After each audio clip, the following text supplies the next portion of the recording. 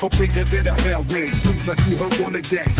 Glover hold the court and give the chief no suspect. Politics in the mix, like Double Stewart Rich. Spinning tales from Black Wall Street, real life's the pitch.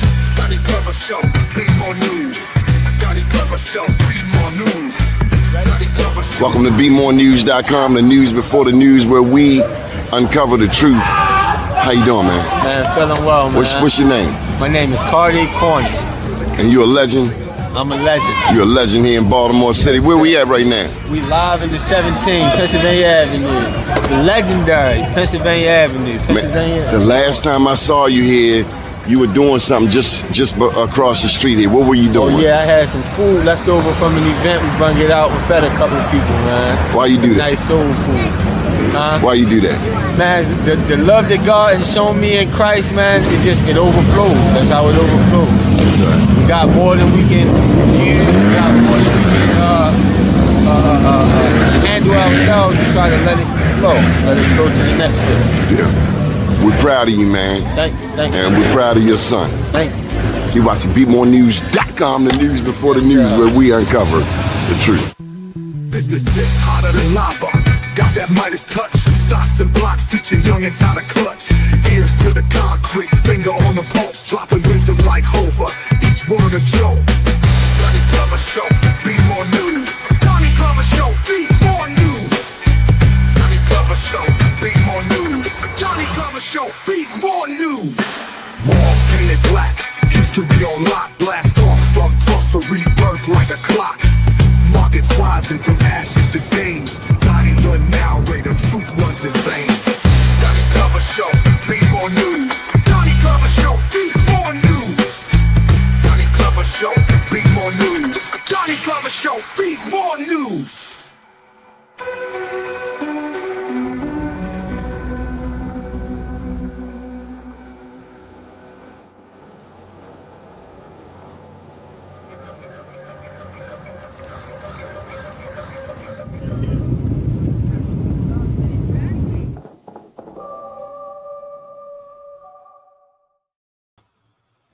Top of the morning to you. First name's Donnie, last name's Glover. In it to win it for the long haul, baby. Today's guest, Dr. Jared Ball, professor of Communication and Africana Studies at Morgan State University, hashtag national treasure, author of The Myth and Propaganda of Black Buying Power. And he's also the host of the podcast, iMiXWHATiLiKE. He can be found at iMiXWHATiLiKE on most social media, and his decades of emancipatory journalism, media, writing, and political work can be found at iMiXWHATiLiKE.org. The one and only Professor Jared Ball. Good morning, sir. How are you?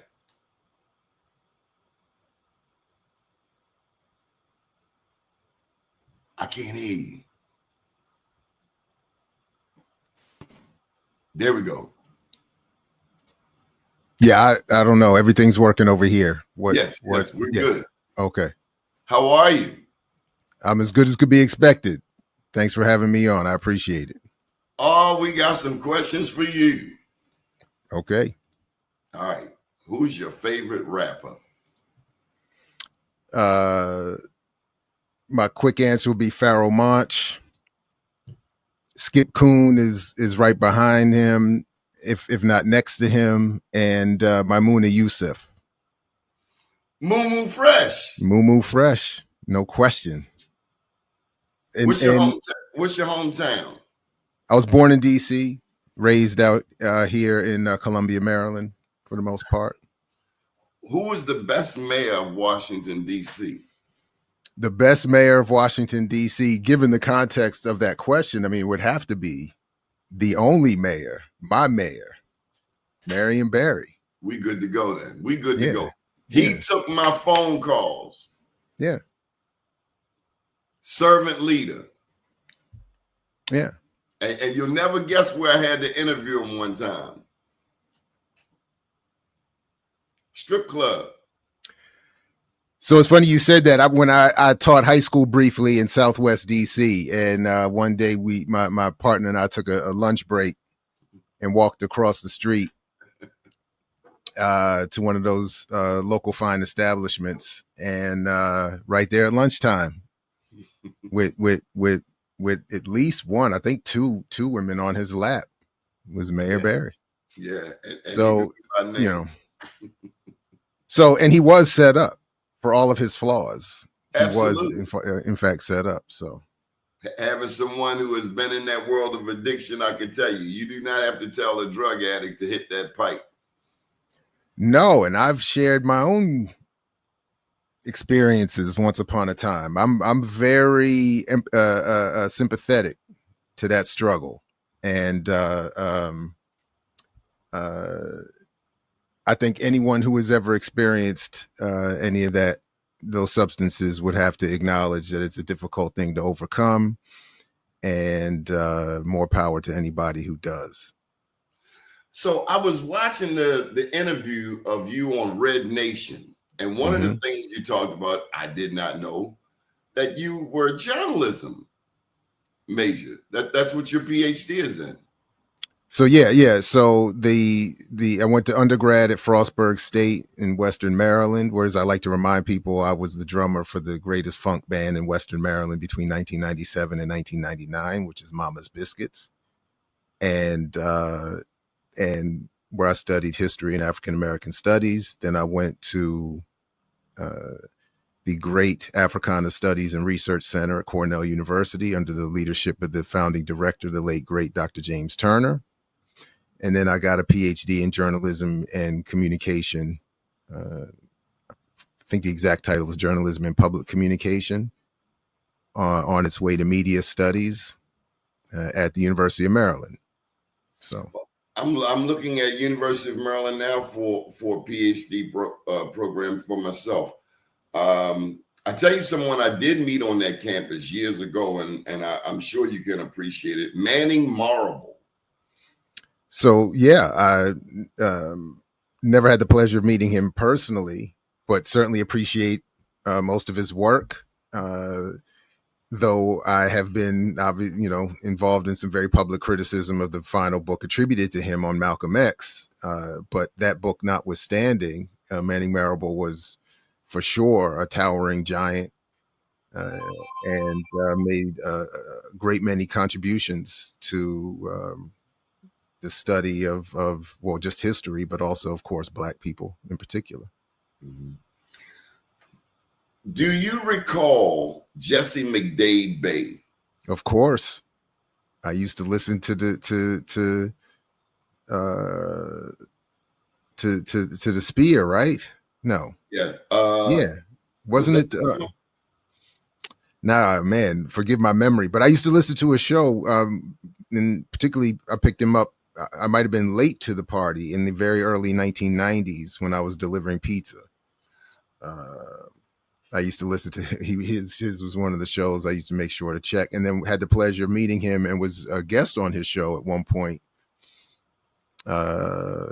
before he passed. So yeah. He was probably the first person I heard speak about socialism. I really had no idea about it, but all I did know that when he came on WEAA, it was going to be something special. He was going to say some provocative things.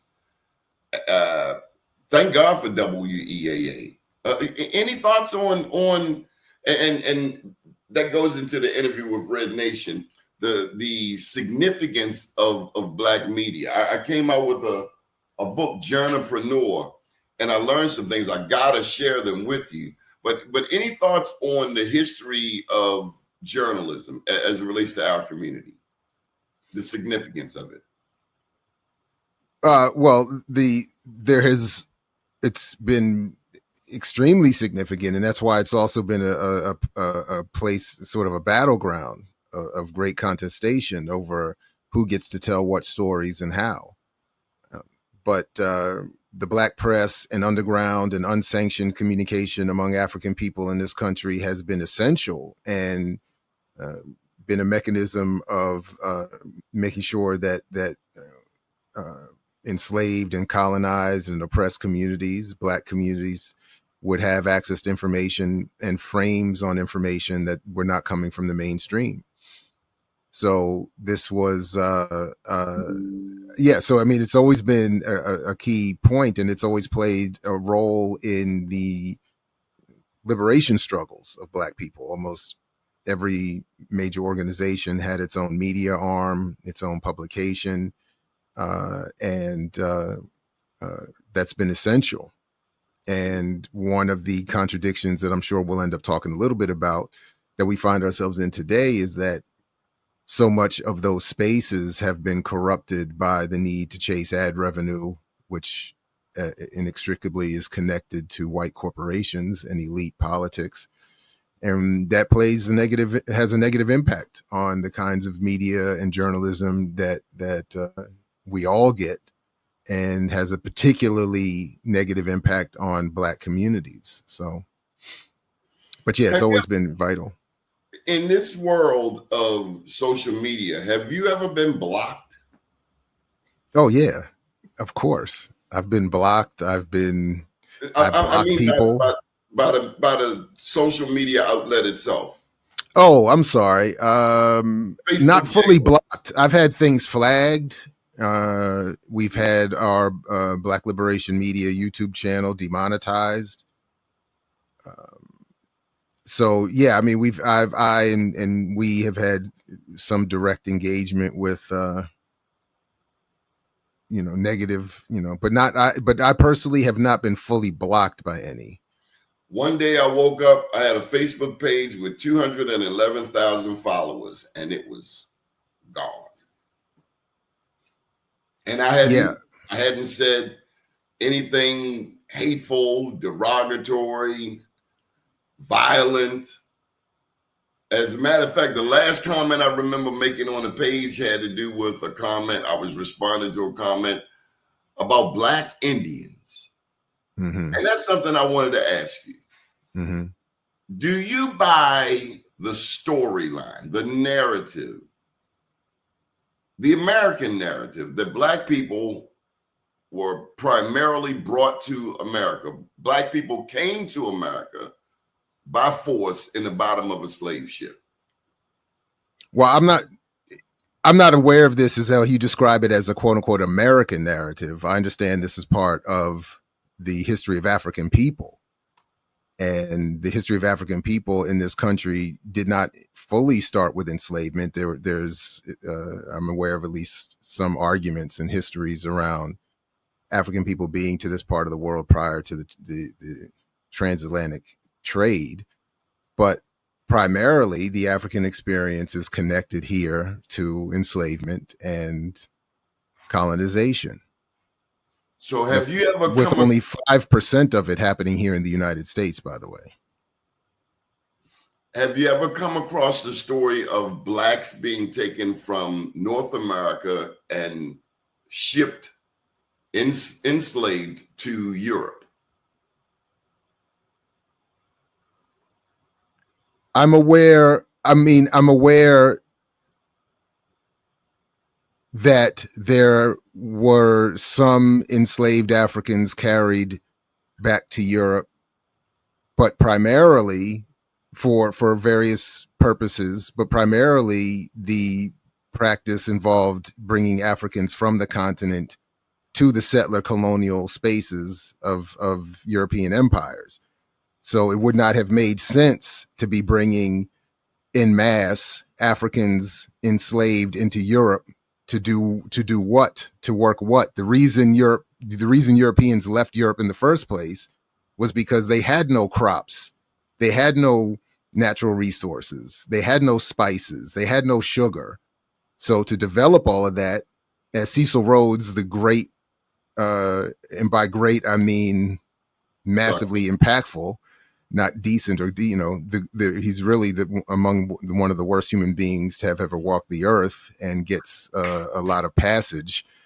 But Cecil Rhodes said himself that we have to get Europeans out of Europe for the survival of Europe. It's overcrowded. We don't have the space for them. We don't have the room. We don't have the need for their labor. So we need to send them out and to create and expand the British Empire. So the aside from what would have to be a handful of relatively relatively speaking,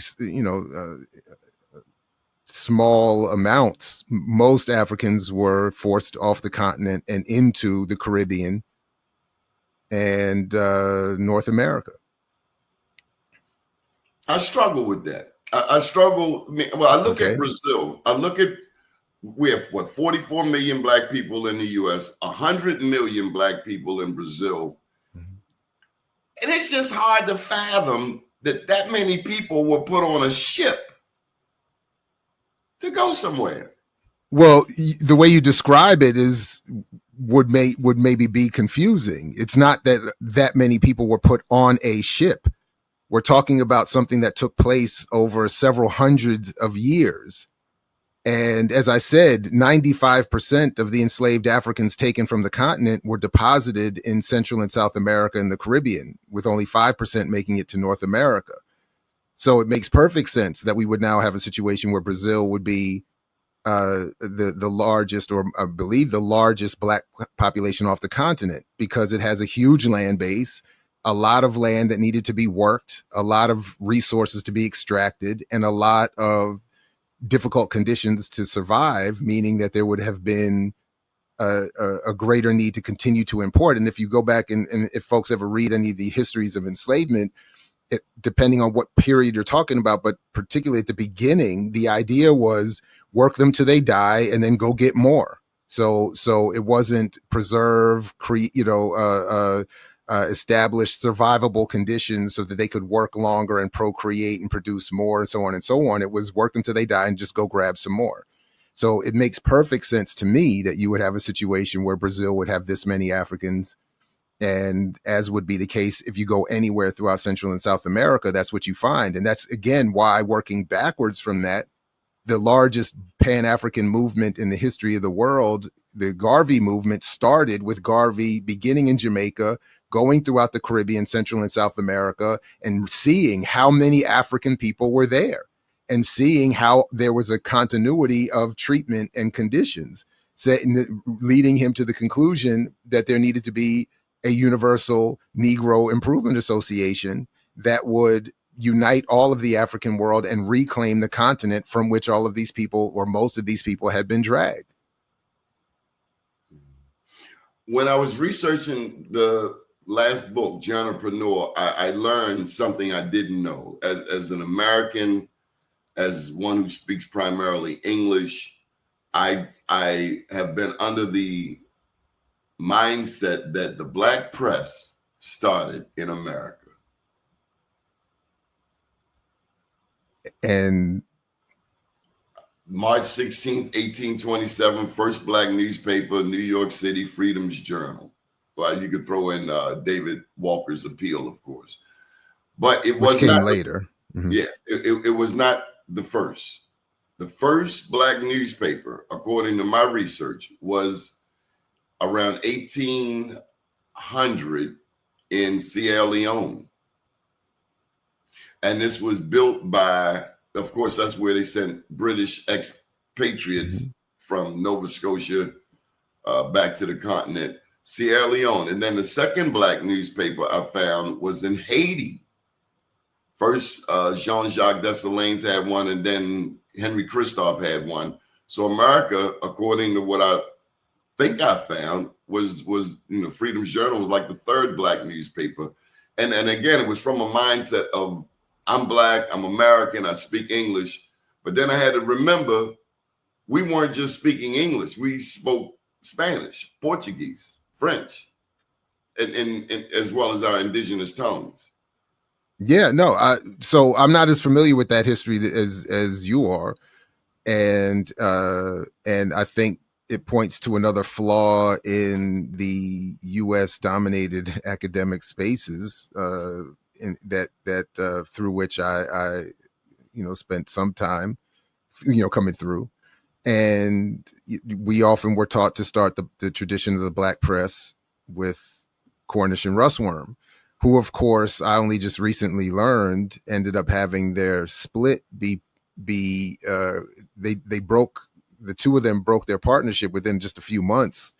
And I can't remember who said what, but I think it was, yeah, I can't remember whose side each was on, but the beef was over repatriation. So, and one of them said, we got to go back to Africa. And the other one said, we got to stay here and continue the struggle. And that beef and argument continues to this day. There's a man here in Baltimore, former delegate Clarence Tiger Davis. You may have bumped into him as a professor at Morgan. Not personally, just vaguely aware, but yeah. He taught me about this soldier, patriot named James Fortin, who was in Philadelphia, and free man, eventually bought a ship sail company. But the beef was between, now he believed in, we built America, we stay here, we fought for it, blah, blah, blah. His son was with those guys about going back to Africa. And I've concluded, and I'd love to hear your thoughts, that maybe they both were right. Yeah, I'm not mad at either. And first of all, I completely understand, even to this day, but certainly then, I understand the contradictions. You know, I mean, the idea, regardless of what people might understand to be the Black or African contribution to the development of the United States, the peace, brother Chris, the you know, whatever people might think about that, the relationship Black people have to this country has never been great. So it makes sense that there would always be a group that would be thinking, let's go back or let's go somewhere else. And there would be a group that would say, let's stay here and make this work. We don't see any other choice. So I get it. And as Dr. John Henrik Clarke used to say about the argument between, you know, Du Bois, Booker T, and Garvey, we needed them all. We, you know, and more. We needed the ideas, and we need the ideas of everyone as we figure things out. I would also just say that there are reactionary and radical ways of addressing these differences. So there's a progressive internationalism, a radical Black revolutionary nationalism and internationalism that would recognize that Black people here, African people here, are part of an African diaspora and need to move as such. And there are those who would take the very reactionary, I think, conservative view that Black people here are exclusively connected to the United States and should operate on that basis. And I think at best, I mean, at minimum, I would say that's tactically a flaw. But I understand, I can intellectually, you know, I can appreciate even why different people would come to these different conclusions. I just think that they're not, I just, you know, don't always agree with those conclusions. That's all. Do you think we'll ever build our own media separate from America? I mean, YouTube, Google, these entities are pretty powerful. As you know, Malcolm said the most powerful entity in the world is the media. Can make the innocent look guilty, the guilty look innocent. Do you think we'll ever own and control our own? I think there are media that are owned and controlled by Black people. I think that in the context of this media environment in this country's political economy, that ownership means, to me, very little. The idea theoretically is that this separate ownership would produce a different content, a different worldview, a different analysis. And for some of us, it might mean even having a revolutionary analysis to go with it. And that's not often what we get. And you can't have that in this currently formed media and political economy structure. You can't have an independently owned and revolutionary media that is viable and sustainable. So I think that there are a number of efforts to have that form of Black autonomy and ownership, but I think that is limited as a goal and limited in its potential to do good work. So I think I'm always advocating that we support underground and even unsanctioned forms of media and communication, that we engage these sanctioned forms like YouTube very differently, and that we organize for political power that looks to better redistribute the wealth we're all already participating in creating. And I don't, and even, you know, this, the to Michael's Randolph's comment, building our own with Web3, I'm not convinced. In fact, quite the opposite. I don't see that as a viable. I don't see, because see, this is one of the, and this is where I often find myself in disagreement. New technology and advances in technology don't change the political economy, and they don't change social relationships. They enhance them. So the idea that some new form of technology will somehow allow for a greater freedom among already oppressed people it's not supported by data or history. So I think the extent to which we do attempt to build our own, and I'm not mad at people trying to do it, I think there needs to be as much effort put towards, again, an above board effort to accumulate more of what is already being produced in terms of wealth and media space and everything else. But yeah, Is it safe to conclude that AI is innately racist? Well, yeah, because AI is simply a reflection of the existing society's thought. It's not some independent and distinct thinking entity. It is just a quick acting collection of the thought that already exists and dominates a society. And we live in a white supremacist, anti-Black capitalist world. So it's going to reflect the same thing. What was the first book that inspired you? Malcolm's autobiography. How long did it take you to read it? The first time was very quick because I was on a mission. And I wanted to make sure I read it before Spike Lee's movie came out. And I was also in the Navy and out at sea a lot. So there was a lot of time for me to do that. And so, yeah, I don't remember exactly how long, but it took very little time. And then I quickly devoured everything else from Malcolm and about him that I could put my hands on. And that was it. Why did he resonate with you? I mean, I think, I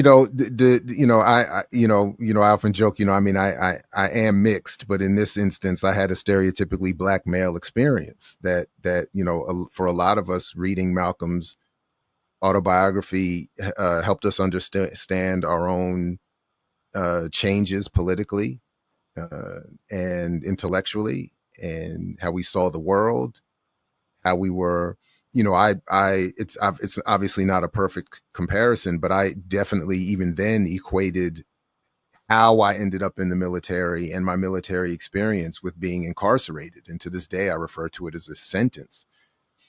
And so reading about his transformation in prison, I figured, well, if he can do that in a real prison, I can definitely make some similar strides in this form of a prison, that is the Navy.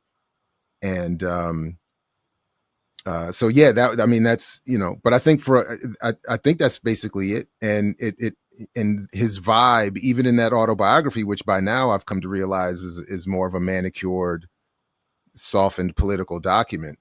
But even in that, the vibe was to become hostile to this society, and that worked for me.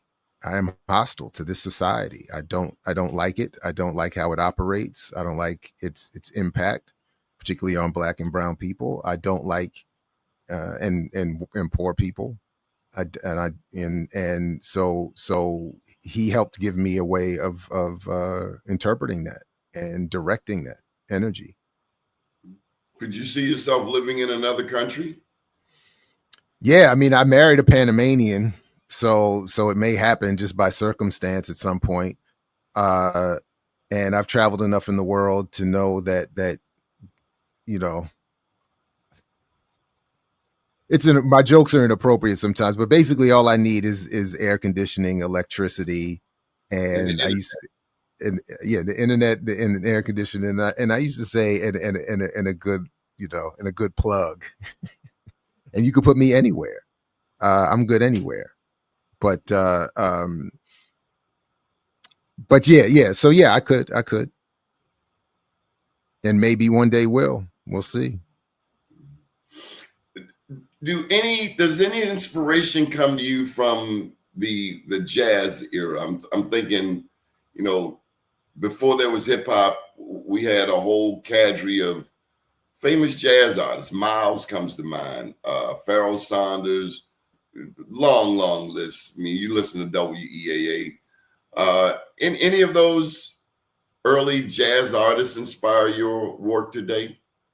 Yeah, and no disrespect to WEAA, but I came up with and worked for a long time with WPFW 89.3 FM in DC and Pacifica's jazz station, and or black classical music, as my godfather and others would call it.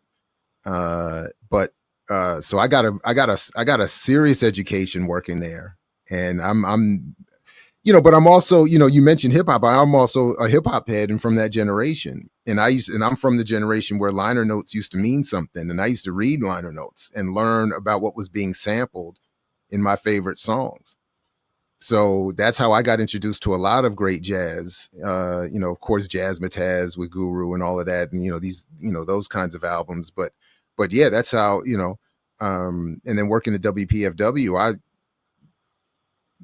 was definitely exposed. Yeah, Mr. Tom Porter, absolutely. That's my godfather, and who was quoting there a minute ago. And so yeah, we jazz is I think essential, and its history very important, and its manipulation and understanding some of that is very important as well. And I don't know if we arrange this. I just want to give a heads up that I just, for today, I do have to be out of here at 10 o'clock. I have but I just want to make sure that was, understood. And then, but I'm always happy to come back, of course. Yes, sir. But yeah, so yeah. But jazz is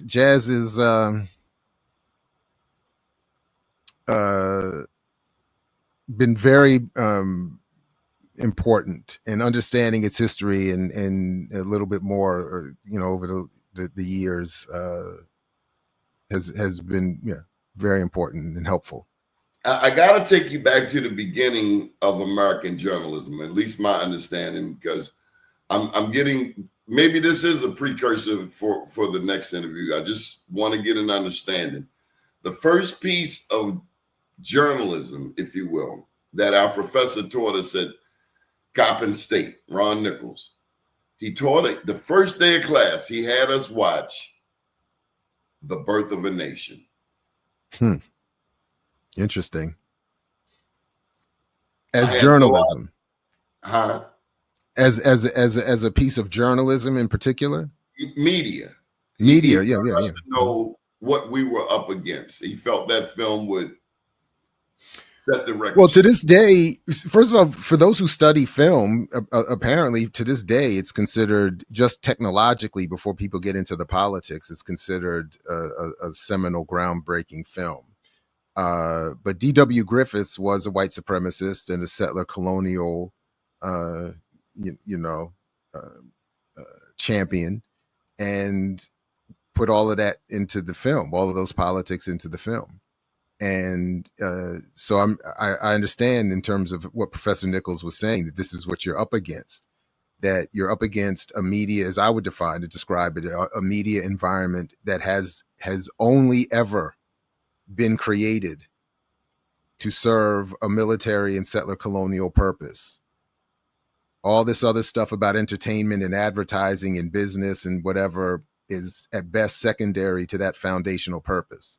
So the point of media is to convey the rightfulness and the justification for this military project, and for its ongoing protected functioning.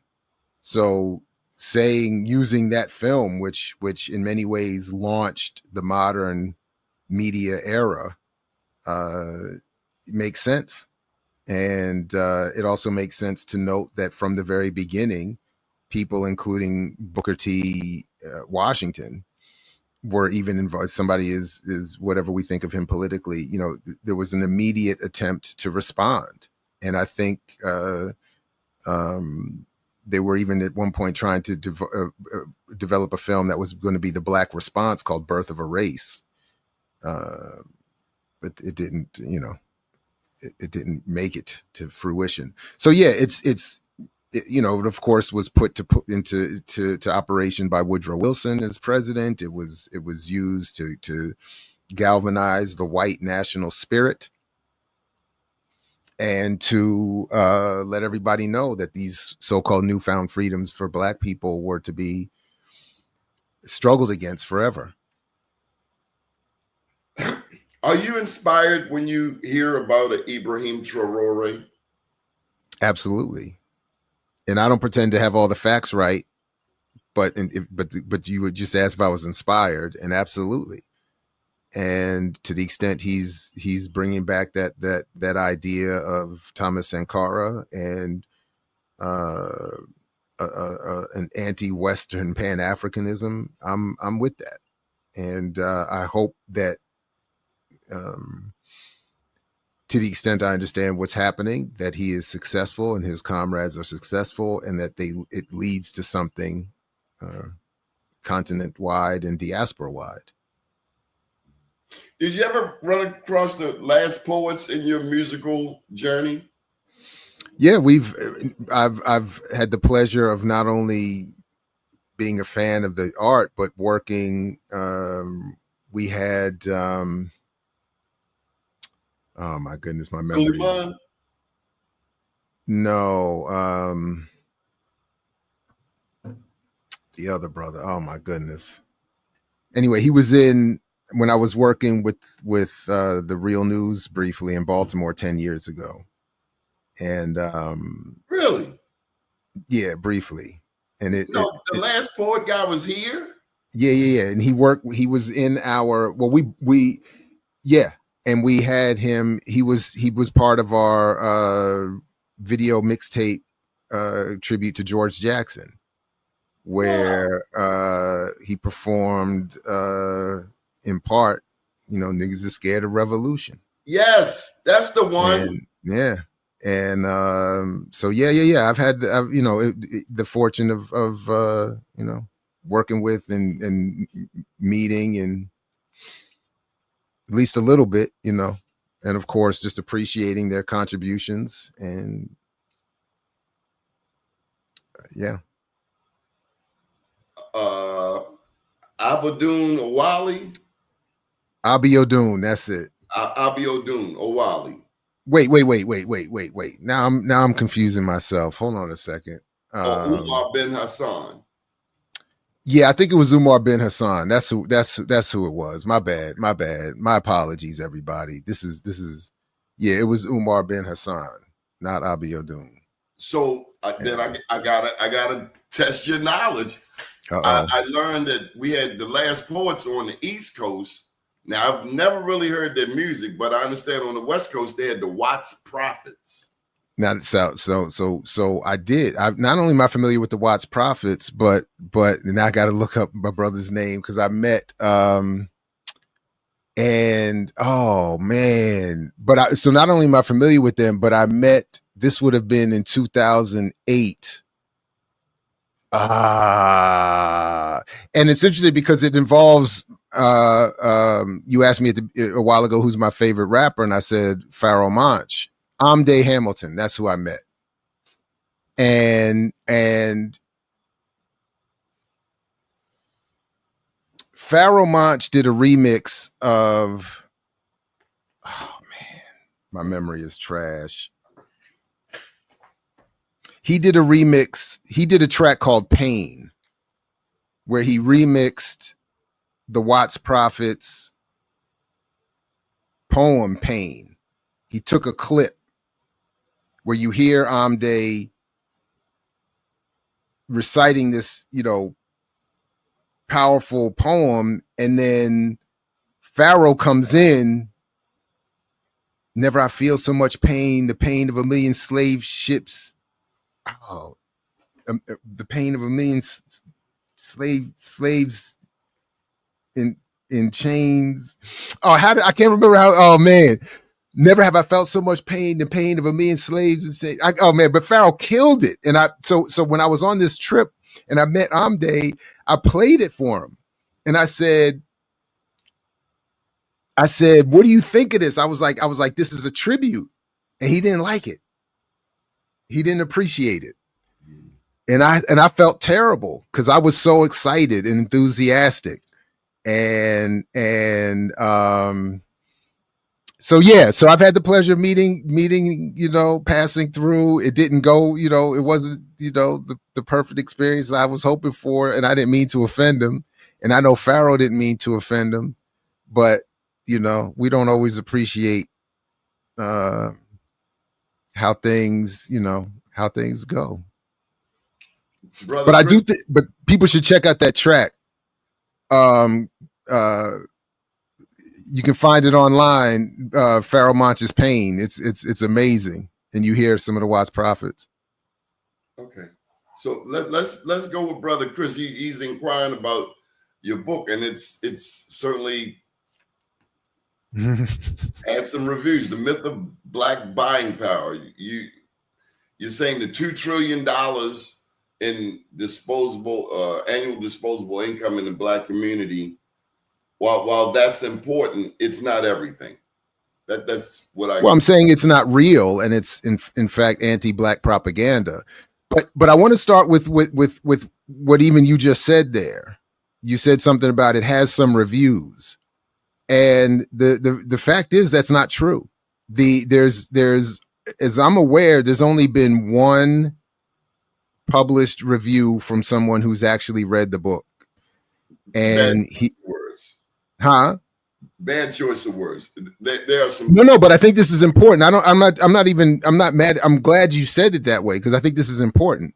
And I think it's important because not only is it just the one, but it's from a white scholar who had nothing but positive to say about it. What unfortunately has been happening too much is Black pundits, commentators, and critics do not read the book and then go publicly and say things about it, about what they think the argument is and what they think I'm saying. Oh, that's not and that has become so. I'm inviting people to, at minimum, get the first edition, which is still for free. You can get the digital copy for free and see. But essentially what I'm arguing is that what we are told is this Black buying power, as you pointed out, that's headed towards $2 trillion at some point. It not only does it exist, but that if it were used with greater degrees of financial literacy, Black people could better improve their conditions in this country. And what I'm saying is that first of all, that's wrong, and that the buying power claim is something that has emerged over time, coming out of the business and political elite as a measurement of how much they can expect to exploit from working people, and most specifically, how they can target their ad revenue. It has nothing to do with income, wealth. It has nothing to do with what could actually be invested or pooled. It is, as is often ignored, what are called, quote, estimates and projections, coming from usually just one source, which is part of the argument that I'm trying to show. Like we're getting, in other words, we're taking ad data, revenue marketing data, and claims that are meant to help the business community and having them projected to Black audiences as actual financial and economic power. And that's not, and then of course it works to convince many people that Black people are poor because Black people are financially illiterate. Black people don't know how to invest. Black people don't support one another. And it just blames Black people for their inequality. And that's factually incorrect. It's just not how poverty works. And it's not how wealth is accumulated. That is through buying power. So what's the solution? I mean, my solution is radical political organization, unsanctioned media and communication, and then in terms of above board politics, advocating for a redistribution of the wealth that is already created. So part of what I'm saying is, instead of people focusing on this mythology around 2 trillion or whatever in black buying power, there should be a focus on the real wealth that's created in this society, the $20 trillion in gross domestic product, the $6 trillion that is accumulated in the hands of about 800 Americans. And all of that wealth comes from all of our economic activity. This country is a 70% consumer-based economy. So instead of telling people to stop spending ignorantly, people, if you stop buying this and shopping over here and spending your money, instead of telling people that, they should be told continue to spend and demand more from the wealth that expense creates.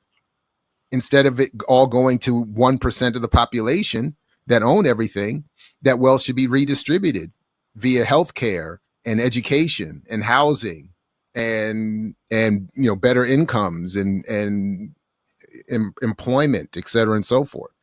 That's what we should be advocating. Big brother, demanded from whom?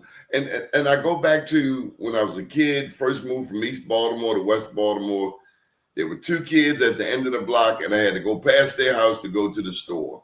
And there were times I avoided that by any and every means necessary, even if it means going down the alley, until one day, about 5 years into the scenario, I ended up fighting both brothers.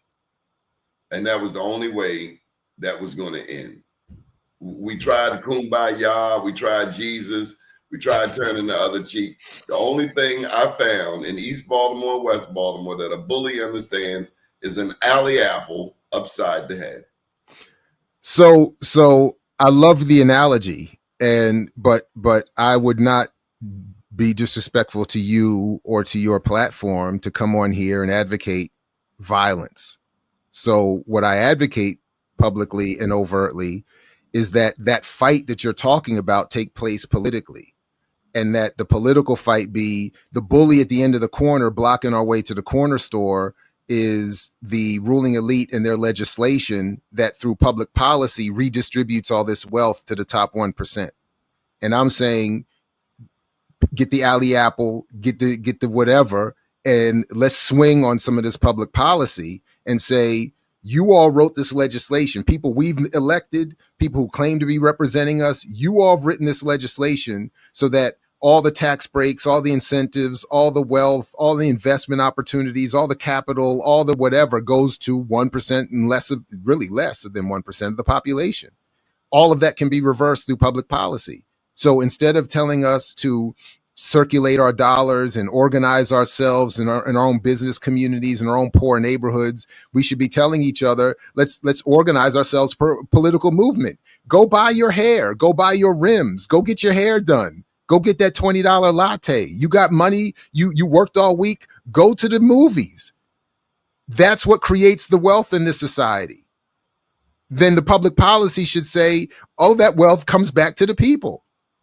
And you get your roads paved, you get your schools fixed. Why, if we even start with the microcosm of Maryland, why should Baltimore, every year since I was a kid, even growing up in Howard County, the benefit I used to say of growing up in Columbia, Maryland, is that I used to get the local news broadcasts of both DC and Baltimore on my little 5-channel antenna, black and white, turn with the wrench TV.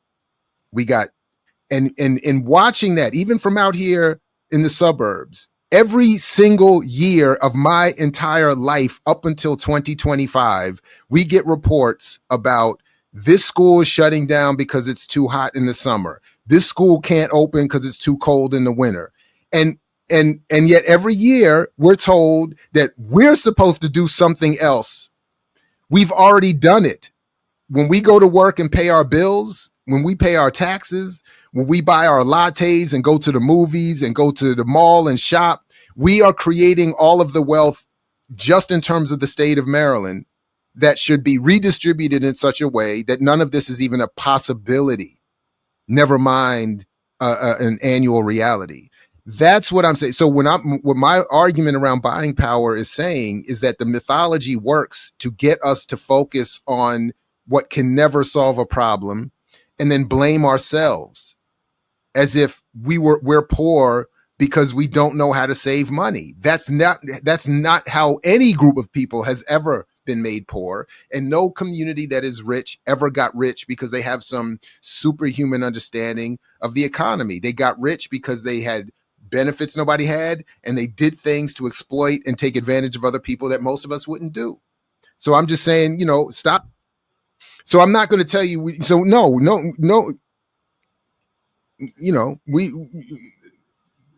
We should really, going back to your analogy, we should have a movement that organizes the community and invites the bully to just step aside without any need for you to by yourself have to fight two of them to get into the store.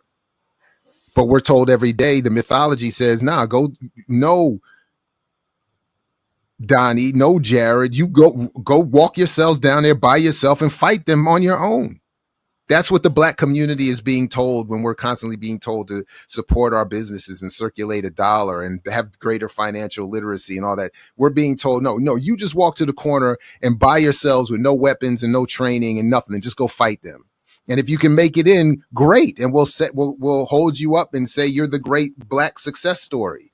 But most of you are going to get your head cracked open, and most of you are going to get left in the alleyway. And then we're going to turn around and blame you for it. That's why I can't. That's what I'm saying. That's really what I'm trying to say with the myth. Who do we follow? We criticize Barack. He was either too Black or not Black enough. We got Westmore, who's seemingly following, and correct me if I'm wrong, it seems like he's following a similar model to the White House. Yeah. Is it that way? Marion Barry, for all he did, he got demonized. Maynard Jackson, for all he did, they chased him out of Atlanta. So just using the Barry example, one of the things that made Barry effective is that he was someone who had been elevated out of a pre-existing Black liberation struggle. He had been in SNCC. He had been in part of a movement that propelled him into office with certain expectations. And for all of his flaws, a lot of that was met, or it was attempted to be met. So what I'm saying is we have to become more active and more involved at a grassroots level in producing those candidates the way Mayor Barry and others were produced themselves. We can't keep waiting for a Westmore to basically seemingly come out of nowhere.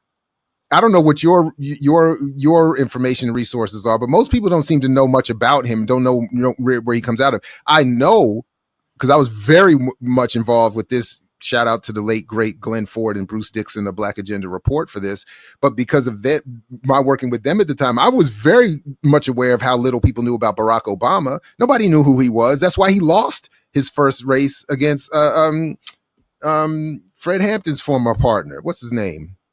Now I can't remember anybody's name today. But the point is that what I'm saying is we should be working with the Ujima People's Party for Progress Party here in Maryland. We should be supporting the Black Alliance for Peace. We should be supporting community movement builders. We should be supporting the All African People's Revolutionary Party. We should be developing the Green Party, for instance. I'm talking about Maryland. I'm supporting Andy Ellis for governor in 26. So, but my point is we should be involved in producing the candidates, the parties, the platforms, and then sending them to say, now go represent these interests for us, instead of saying, let's wait for the blackest one we can get to be handed down to us, and then try to figure out on the fly, are they Black enough? Are they not Black enough? And then do we support? Well, we got to support it because it's Black. We can't, no. Let's be involved let's get ourselves involved in the process. That would be, yeah. I know we only have a couple of minutes, so I got to get this one political question in. Here in Baltimore, some years ago, Senator Lisa Gladden won the state senatorship in the 41st district. She then passed the ball to, I guess it was it Jill Carter? Yeah, Jill Carter. Now, most recently, 41st District, Northwest Baltimore, Edmondson Village on the west, all the way up to Pimlico north. Jill was appointed to a board by the governor. The senatorial seat was left open. The same seat that Lisa Gladden busted her butt to get. And then two black women, Angela Gibson, I almost called her Angela Goldberg because that's what they say on the streets. Angela Gibson and Lakeisha Brown Wright Eel, a Moorish Muslim, voted for the lady Dahlia Attar over, and she's not an African-American, over the African-American Malcolm Ruff. So my question is, how do we preserve what hard-fought battles we've won when we have a whole new generation that comes in that knows nothing about the history? I don't have a good answer for that, other than to say we have to be more involved in. I mean, it's a majority black district. It was just like, boom, all you just do it and it makes it happen. It's like we get into power and we're chained by fear, or is it lack of organization? Part of it is a lack of organization. Part of it is, as I was saying a moment ago, that a lot of the politicians who get elected don't have a strong, militant, progressive, and active base pushing them to maintain a certain standard, and they're being elected along sort of the same traditional way means. And then even if you're well-meaning, once you get in there, it's very difficult on your own to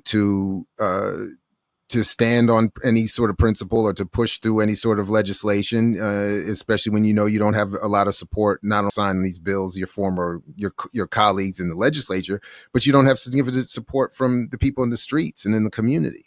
And that's ultimately, and that's going back to my initial point, that the people in the community have to be more involved in producing the candidates, and that will help, I think, solve this issue. But but it is too easy. I keep, I know we don't have time, but I keep, like, we're in a world where people are saying, LeBron James and Kevin Durant just said Wilt Chamberlain never scored 100 points. So I mean, we're living in a time where it's very easy to rewrite and erase history and to replace it with something else. They didn't say that, did they? Oh, absolutely. Absolutely, they said. In other words, they are better than him. Absolutely. Absolutely. That's not a fair analysis. Again, I'm just using that as it's one of my most recent irritating examples, but that is the point, that people can say almost anything now and erase a history that other people have never been introduced to. So it's very easy to be born and raised in Baltimore and not know or be introduced to these histories of the legislation and the processes, et cetera, and so forth. It's very easy for that to happen. And the extent that we're not involved, again, I would encourage people to be supporting Leaders of a Beautiful Struggle and all of these efforts that where the community is being invited to join and become part of a mechanism of be part of producing the mechanism that informs their lives, as opposed to just responding to it. I know you got to go. It's 9:59. Yeah, I do have to go. I'm very sorry about that, but I'm happy to come back anytime. This time happens to work well for me, so anytime you want to do this again, let me know. And thank you very much, and I appreciate it. And peace to you and your audience. It's been great. Yes. Good morning, world. Right on.